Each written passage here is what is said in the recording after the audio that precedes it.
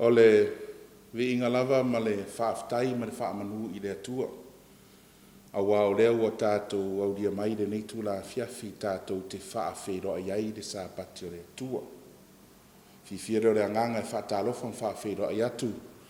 Lana au auna le sunga teita I ao ma le wharetua. A mese ro fiscal committee. Le roa loa o taitai o mtanga ruenga.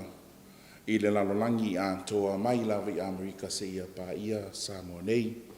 Faafeiloaiga atu I lo o tō mamalu. Ngata I mtanga ruenga e kale sia te itas. O mwhai ei ona tātou maua le nei awa noa tātou te Faafeiloaiga le Sapati o le atua. O le vi inga o le atua ua saunia e lau whai pese.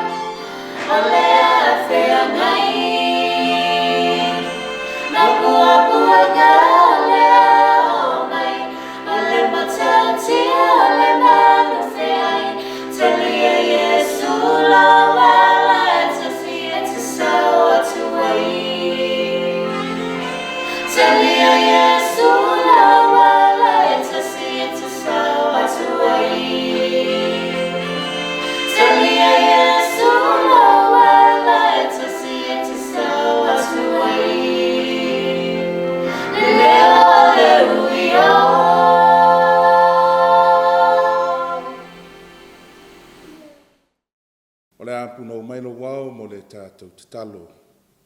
Lo mātou tamai o le langi ia vi lava o le atua e whaavavau lava. Awa o lava o le atua o lo mātou au auna ma tautua. O lava o le atua o lo e whaia lava vāvenga te tele i ro lātou soifua mese ro mātou wola. A o mātou iai le nei tūnā le atua. I tū fia o le nei lalolangi a mese le nei a la leo le atua. Wo o tuai ma mātou mafuta whaatasi manisi o ainga. Mātou te talo i a vea o a fionga i le nei a fiafi taitaina i mātou. E ala i le mātou Faafeiloaiga Sapati. Whamanuia le whaafonga ro nuu ono o Yesu wole mo mātou te talo tuai. Amen. O le tusi o le amaua mai ai le whiau whamanosi mo i tātou i le nei tuna fiafi. O le tusi a luka lona mata upu e lua sefulu manetas. A o lona whai upu e sefulu mariva.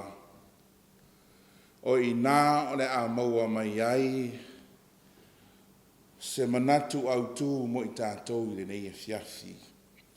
Whaafonga rau whaitawina. O lo o tau ono sai. Ia maua lo o tau wola. In your patience possess he your souls. Ole ono sai. Ia maua ai o tau wola. Ole ono sai o se ngaluenga e te wha tinoina. Ole ono sai o se ngaluenga e te whaia.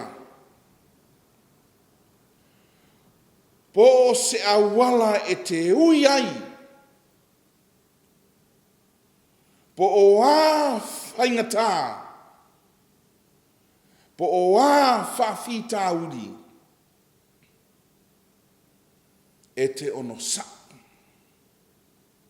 Aisea. Ia e maua leola. A o tamawhai Yesu e whaamatala. I ona soo le matango fie. Lei o le manu. Ma ai le whepulafi mai o maa o le manu i Isolema. Na tamawhai lea o Yesu e whaamatala i ona so. E iai le aso. E le toi pipi i ai leisi maa i lunga o leisi maa. Ona whaafesili lea i loto o le au soo. Ma fesili ia Yesu. E taunu ea fea ia mea. Ona whaamatala mai ai lea e Yesu ma fetalai e ala i whailonga. Ina ia mawhai o na iloa ai. Maala o le a ui e le whanau o le atu. Whamaina o le autu. O lo o tau ono sai. Ia mawai lo o tau ola. E maua lo soifua. E maua leola. Pe a e lavatia ono sa. Pe a wha matalaina e Yesu. Le matango fia o le malu. Ma la asia mai ai la asanga. E ui ai tangata Lātou te tausia mausitai i le whinga ngalo o Iesu. E maua la leola. Pe a tātou ono sai. In your passion, possess he your souls. Awa ale mawhaina ono sai. E te whano i le ala ma whaafitauli. Pe te mumulu e se foi mai a ao o Yesu. Fa mai na vaenga mo mua le whi au o tiri wha umi le nea fia. I le whai upo se furu mana wha. Ia tuu ia o tauloto. Settle it therefore your heart not to meditate before what he shall answer. Ole nei, ia tuu ia o tau loto, tau te le mua i mawhauwhau, i se upu tau te tali atu ai. Aisea, o awala ia e ui ai, le whanau o le atua, o i lātou e tupu lo lātou whatua tua, e ala i le suafa Iesu. Ai whai mai le whaamtalanga le tuspa ia ma le vaenga mo mua le au. Tuu i lau loto. Settle it therefore in your heart. Not to meditate before what he shall answer. Tuu i lau loto. Ai au e te mawhau lo loto. I se upu e tali atu mai. Saute mi e whaitau le amata upu. E se lona tāua. Te le whailonga na au mai e Yesu. O whailonga e le io. E le whapea e o mai ma wa ai whailonga. O na o mai ai leo le ngataanga. No. A o whailonga, e tau mai a te oe mau, o le taimi e tā penai. Tā penai lo loto. Tā penai lo tangata, tuu i lo loto. O whawhitauri e te ui ai. Mai le whamtalanga le tuspa ia. E si i taua leisi nuu. Lai tutupu le taimi nei le larorangi. Ai a Samoa, tele nuu o vailua. Tasi le nuu na tupunga mai ai, ma soifua mai ai tutono Samoa, ai ua vailua.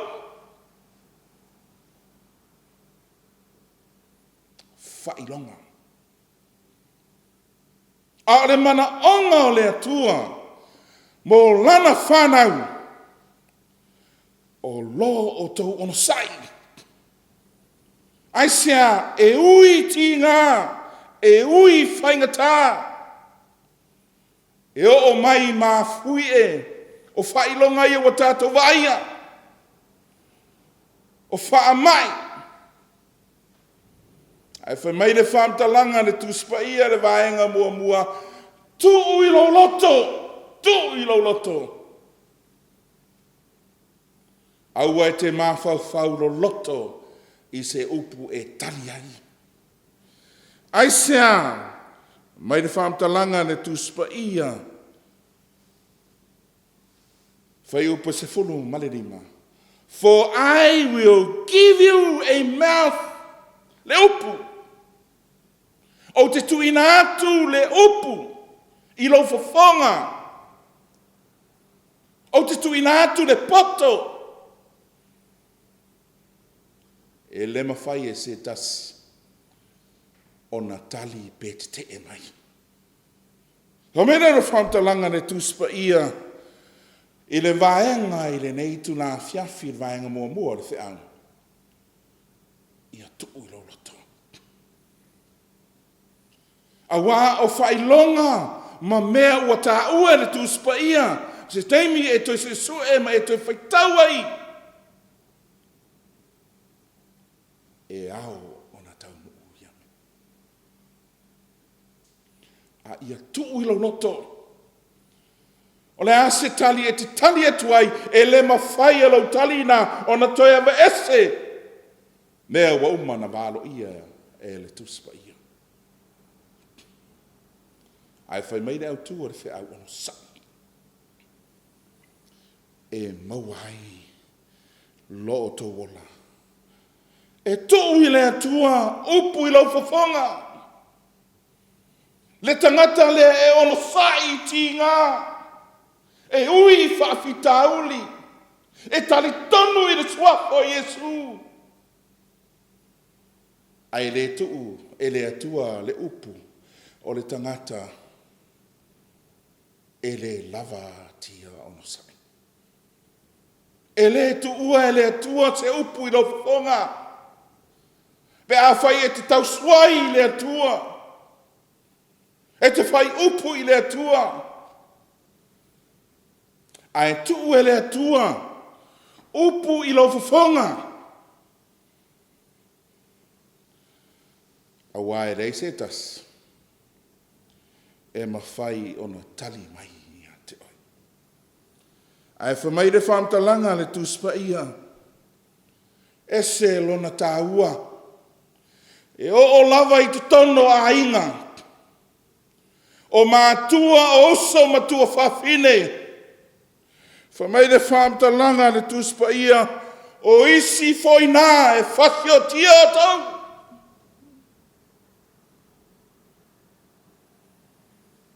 Le ilo ai le tūlanga o loo iaisi o tātou atunu o Samoa. Upu mawhaamtalanga o loo vevesi. Tūlanga i lunga o penga ta whailangi. A o le aso e tā o fia ai le fono o ina te tau o na tātou ilo ai. Po o whātua Samoa i le atua. Aisia whailonga. A le mana onga o le ri whaona ia maua lo tātou on sai. Leo whaumi umi, lua. Waengai lua o le whiaua le atua. Whaupe tolu suma le ono. Watch he therefore, and pray always, that he may be accounted worthily to escape all their things that shall come to pass, and to stand before the Son of Man. For my whaamtalanga tu spa ia waenga muda whiau. O lea, ia o tau mata alai, ma te talo. O le pawa na. Mataala, matatalo. E lea unoa, ina ia taua ngā ina o tou, e sao mai ia mea uma, ua tali ia o mai. Ma ia tutu i luma o le atali o le tangata. Vaenga e lua o le whiau. Ia tutu i luma o le atali o le tangata. Tu i luma o Yesu. Mataala. Watch. Mataala. E leo le mataala i le po atoa.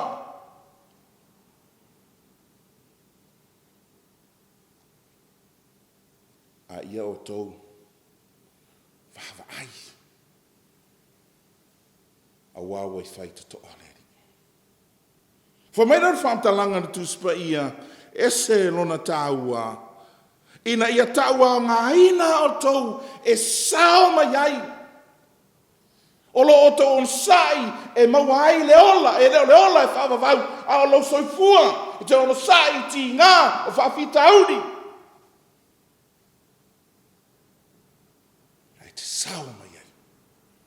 Ai sea, o le au penga malosi, o le turi vae, matatalo i le atua, matala.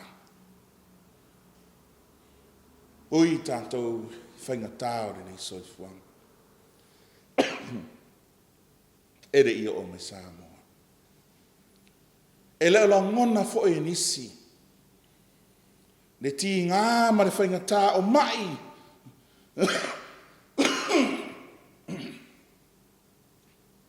Ua o mai. Ai whamai le whi au o le nei e whiawhi. O lo o tau ona sai. E mawai. Vaenga munumuri whamai ia tutu i lumo le atali i o tangata. Tu i lumo i Yesu. Le ata o lautari tonu. O ati ngā ma whaingatā. Whamai le whamtalanga ni tuspa ia. Ia i lumo o tauru. Lata. Lata. Ona whaaola i nai tātou. Hea i lumo.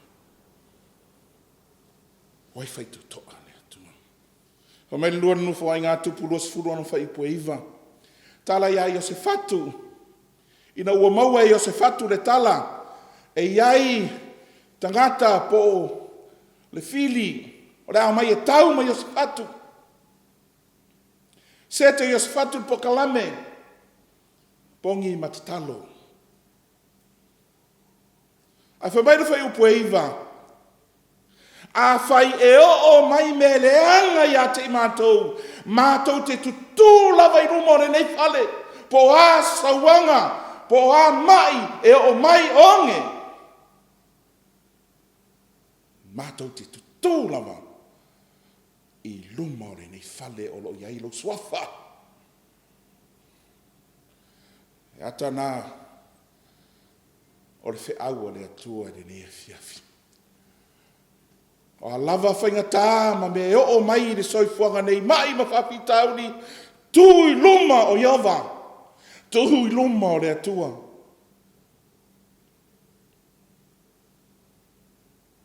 Tātou te maua i le ola. Tu i luma le ata lo tātou tari tonu i le atua. Ata lo tātou i loa le atua. E lei se mea mawhai ana wa ese ai. Lo tātou wola tali tonu i le atua. Ia tutu i runga i ova. Pe a o mai. Aso whaingatā. Taimi whaingatā le a tātou ui ai. Whama Yesu ia ea i runga o tātou. O lo o tau ono sai. Ia maua lo o tau ola. Soifua. Le ola soifua pe lafor wharpui pui po fia lava tu ina iai. O a lava la sanga e ui ai. E maua lo o tau ola. Le ono sai. Ai whamairi vaenga muri. Ia tutu i luma o le atari o tangata le atau Yesu. Forfolanga le i whaona ina i tātou. Whamai reo whamtalanga tu spa ia ea i runga o tau uru. O whamai, honge, ma mea o lo tutupu. Tātou te whaai ei. Ai ea i runga o tātou. Whaipu tautoru. E le ma vai le upo le atua. O le upo le atua e tu mau. Le upo le atua e tu mau e whavavau. A waifa mai le whamtalanga o i lātou uma lava. O a lātou ingoa o lo ingoa. Lātou te tutu i luma o Iova. Whamanuia le atua e ni e fiafi. Ono o Yesu. Amen. Lau whae tātou te talo. Lo mātou ta mai o le langi. Ia vi ia o ele atua e whaavavau e whaavau lava. Whaaftailo wang le lei mo whaamianga le ne e fiafi. A mātou whasoaina mo mātou whaalongo i rau whinga ngalo le atua. Alofa. O a vaenga le atua i le i o ai le whiau o le ne e fiafi. Le atua pa i atu. Pa i fōu a ao whai vavenga.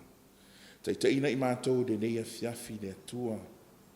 Mātou mo moe fide mu. Mātou wala whai le aso a tai ao lo sapati. Tā lai ai pui pui o manu tatalo e rufale ronu. Ia vi ia lava oe le atua e whaavavau. Whamanuia na ona taitai ao ao rau fiscal committee. Taitai o matanga luenga le atua whaamonmole. Ia iai lo wanga le lei mo whaamianga. Ka le sia taitasi o ainga taitasi le atua wa afia. Le atua message tonu o le neilano nangi whaamai o lo pepesi. Le atua iai o whaamalolo. Iai lo au te tai le atua. Aua o lau fio. O lo mātou ono sai.